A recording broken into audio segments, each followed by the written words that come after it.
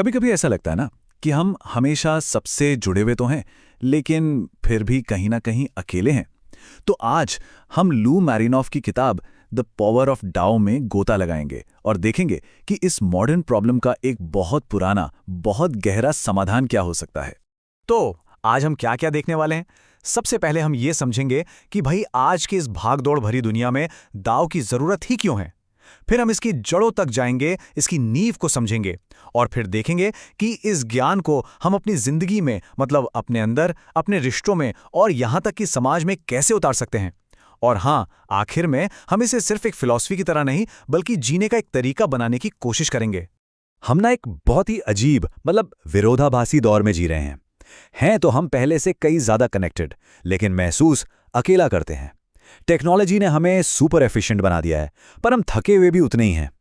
अब लू मैरिनॉफ्स की जो किताब है ना, ये कोई क्विक फिक्स नहीं देती, नहीं, ये कुछ ज्यादा गहरा देती है। ये हमें जिंदगी की उस असली लय में वापस लौटने का रास्ता दिखाती है। वो हमें डाओ की प्राचीन फिलॉसफी को फिर से अपनाने के लिए कह रहे हैं, किसी पुरानी दबी ढकी चीज की तरह नहीं, बल्कि आज की जिंदगी के लिए एक कंपस की तरह। तो एक बात ध्यान रखिएगा, ये कोई जल्दबाजी में देखने वाला कंटेंट नहीं है। इसे एक ठहराव के साथ धीरे धीरे महसूस करने के लिए बनाया गया है। एक ऐसी जगह जहां हम रुकें, थोड़ा सोचें और वापस जिंदगी की अपनी लय से जुड़ सकें। तो फिर चलिए शुरू करते हैं। सबसे पहले बात करते हैं मार्ग की नींव की और जानते हैं ये सफर शुरू कहां से होता है। दाओ की एक ऐसी पहेली से जिसे शब्दों में कहना लगभग नामुमकिन है। देखिए, दाओ की पहली ही सीख एक पैराडॉक्स है, एक विरोधाभास। कहा जाता है कि जिस दाव के बारे में बात की जा सकती है वो असली शाश्वत दाव है ही नहीं। कमाल है ना? और मैरिनॉफ इसे डिफाइन करने की कोशिश भी नहीं करते हैं। इसके बजाय वो क्या करते हैं, वो कहानियों और एग्जाम्पल से इसके चारों ओर एक ऐसा माहौल बनाते हैं जिसे हम बस महसूस कर सकें। मतलब इसे समझाया नहीं जा सकता, इसे सिर्फ एक्सपीरियंस किया जा सकता है। तो जरा एक पल के लिए सोचिए, अपनी जिंदगी में ऐसी कौन सी चीज है जो परिभाषाओं में नहीं बनती। हो सकता है वो कोई खास रिश्ता हो, या अंदर से आती कोई आवाज, कोई कॉलिंग, या फिर कोई ऐसी गहरी फीलिंग जिसे शब्दों में बता पाना मुश्किल हो। असल में ताओवाद की पूरी खूबसूरती ही इन विरोधाभासों में छिपी है। यह सिखाता है कि समर्पण में ही असली ताकत है, खालीपन में ही सब कुछ भरा हुआ है और ठहराव में ही असल गति है। जब हम इन उल्टी सी लगने वाली बातों को एक साथ अपना लेते हैं ना, तो अंदर एक गजब का बैलेंस मिलता है। सोचिए, मार्शल आर्ट्स में एक मुलायम सा हाथ भी एक जोरदार मुक्के की दिशा बदल देता है। या फिर लीडरशिप में कभी कभी कुछ ना कहना बड़े बड़े भाषणों से ज्यादा पावरफुल होता है। तो एक सवाल है खुद से पूछने के लिए, जिंदगी में ऐसी कौन सी जगह है जहां जीतने की जिद लगी हुई है, जबकि शायद थोड़ा झुक जाने से ज्यादा ग्रोथ मिल सकती है। तो ये तो हुई बाहरी दुनिया की बातें। अब इन विरोधाभासों को समझने के बाद चलिए थोड़ा अंदर चलते हैं और देखते हैं कि हम अपने भीतर दाव को कैसे ढूंढ सकते हैं। वू वे, इसका मतलब है एफर्टलेस एक्शन, मतलब बिना जोर लगाए, बिना किसी जबरदस्ती के, बस सहजता से काम करना। देखिए, यह आलस नहीं है, यह है उस पल के फ्लो के साथ एक हो जाना। जैसे कभी कभी गाड़ी चलाते हुए या खाना बनाते हुए हम इतने खो जाते हैं कि सोचना नहीं पड़ता, चीजें बस अपने आप होती जाती हैं। बस वही है। मैरिनॉफ बताते हैं कि आर्टिस्ट हों, एथलीट हों या फिर सर्जन, सब इसी फ्लो स्टेट को पाने की कोशिश करते हैं। तो क्यों ना आज एक छोटा सा एक्सपेरिमेंट किया जाए। कोई भी एक रोज का काम चुन लीजिए, बर्तन धोना हो, ईमेल लिखना हो, कुछ भी, और उससे पूरी तरह प्रेजेंट रहकर कीजिए। कोई मल्टीटास्किंग नहीं, बस उस काम के फ्लो में बह जाइए और फिर देखिए कि कैसा महसूस होता है। दाव के नजरिए से देखें तो बीमारी क्या है? वो बस शरीर का एक सिग्नल है कि कहीं ना कहीं बैलेंस बिगड़ गया है। मैरिनॉफ इसे सीधे सीधे हमारी मॉडर्न लाइफ के स्ट्रेस और इमोशनल उथल पुथल से जोड़ते हैं। वो एक मरीज का किस्सा सुनाते हैं जो बहुत लंबे समय से एंजाइटी से परेशान था। उसे आराम गोलियों से नहीं, बल्कि ताई ची, ब्रीदिंग एक्सरसाइज और सबसे जरूरी, हर चीज को परफेक्ट करने की आदत छोड़ने से मिला। उसने बैलेंस ढूंढा और उसे शांति मिल गई। चलिए मेरे साथ एक पल के लिए इसे ट्राई करते हैं। अपना एक हाथ अपनी छाती पर रखिए, आराम से धीरे धीरे सांस लीजिए और बस अपने आप से पूछिए, आज मेरे अंदर के किस हिस्से को थोड़ी नरमी की, थोड़ी सॉफ्टनेस की जरूरत है। ताओवाद की एक और खास बात यह है कि ये किसी गुरु को बहुत ऊंचे आसन पर नहीं बिठाता, बल्कि ये हमें अपने अंदर के ज्ञानी को, अपने इनर सेज को खोजने के लिए कहता है।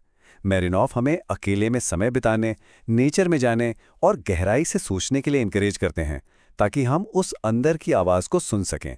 तो कभी अपनी डायरी में या बस शांत बैठकर सोचिएगा, आपके अंदर का वो ज्ञानी हिस्सा वो कैसा महसूस होता है, शांत, क्यूरियस या बहुत दयालु। अच्छा, जब हम अपने अंदर इस तरह का बैलेंस बना लेते हैं ना, तो इसका असर हमारे रिश्तों पर पड़ना तो लाजमी है। तो चलिए अब अपने अगले हिस्से की तरफ बढ़ते हैं, रिश्तों में दाओ। मैरिनॉफ यिन और यांग के कॉन्सेप्ट को रिश्तों पर लागू करते हैं। देखिए, किसी भी रिश्ते में हार्मनी का मतलब ये नहीं है कि दोनों लोग एक जैसे हों। नहीं, इसका मतलब है एक डायनामिक बैलेंस बनाना। आप देखिए, किसी भी करीबी रिश्ते में एक इंसान ज्यादा बोलने वाला, एक्सप्रेसिव मतलब यांग हो सकता है, और दूसरा शांत, सुनने वाला मतलब यिन। असली तालमेल तब बनता है जब हम एक दूसरे को बदलने की कोशिश नहीं करते, बल्कि इस खूबसूरत डांस को, इस बैलेंस को रिस्पेक्ट करते हैं। तो सोचिए जरा, अपने सबसे करीबी रिश्ते में आप आमतौर पर कौन सा रोल निभाते हैं, यिन वाला या यांग वाला? तो जिस तरह दाओ हमारे पर्सनल रिश्तों को बैलेंस करता है, ठीक उसी तरह इसके सिद्धांत एक बेहतर समाज की नींव भी रख सकते हैं। तो चलिए देखते हैं कि दाओ समाज पर कैसे काम करता है। मैरिनॉफ एक ऐसे समाज का विजन रखते हैं जो दाओ के सिद्धांतों पर चलता हो। पहला, ईगोलेस लीडरशिप, मतलब ऐसे महान लीडर जो खुद आगे आगे नहीं रहते बल्कि पीछे रहकर दूसरों को आगे बढ़ाते हैं। दूसरा है पर्याप्त की इकोनॉमी। ये उस अंधी दौड़ को चैलेंज करती है जहां हमेशा और ज्यादा चाहिए। ये कहती है कि जितना जरूरी है बस उतना ही काफी है। और तीसरा, एजुकेशन ऐसी हो जो सिर्फ सिखाए नहीं बल्कि भुलाना भी सिखाए। वो कंडीशनिंग भुलाना जो हमारी नेचुरल क्यूरियोसिटी और खेल खेल में सीखने की आदत को खत्म कर देती है। एक बार अपनी जिंदगी में भी झांक कर देखिए, वो कौन सी दौड़ है जहां और ज्यादा पाने की होड़ लगी है, जबकि शायद जितना है उतना काफी है वाली सोच में कहीं ज्यादा सुकून छुपा है। तो ठीक है, ये सारे बड़े बड़े आइडियाज तो बहुत अच्छे हैं, पर सवाल ये है कि इन्हें अपनी रोज की जिंदगी में कैसे उतारा जाए। तो चलिए अब हमें सफर के सबसे प्रैक्टिकल और आखिरी हिस्से पर चलते हैं, दाओ को जीने का एक तरीका बनाने पर। तो यहां कुछ छोटे छोटे अभ्यास हैं। पहला, वू वे। आज किसी भी एक काम में थोड़ा कंट्रोल छोड़ दीजिए और फिर सोचिए, जब जोर लगाना बंद किया तो क्या हुआ। दूसरा है शांति। बस 10 मिनट के लिए एकदम चुपचाप बैठिए और महसूस कीजिए कि उस खामोशी में क्या सामने आया। तीसरा है झुकना या उपज। आज किसी और को लीड करने का मौका दीजिए और फिर देखिए किसी को फॉलो करने में कैसा लगा। और चौथा, सादगी। आज अपने दिन से बस एक ऐसी चीज हटा दीजिए जो जरूरी नहीं है और नोटिस कीजिए उसके हटने से कितनी खाली जगह, कितना स्पेस बना। और आखिर में एक बात हमेशा याद रखनी है जो मैरिनॉफ हमें याद दिलाते हैं, दाओ कोई डेस्टिनेशन नहीं है, कोई मंजिल नहीं जिसे पाना है। ये तो एक दिशा है, एक रिदम है, अपने घर, अपने आप में वापस लौटने जैसा है। तो इस सफर के आखिर में आपको एक काव्यात्मक सोच के साथ छोड़कर जाते हैं। शोर में नहीं बल्कि सन्नाटे में, दौड़ में नहीं बल्कि ठहराव में।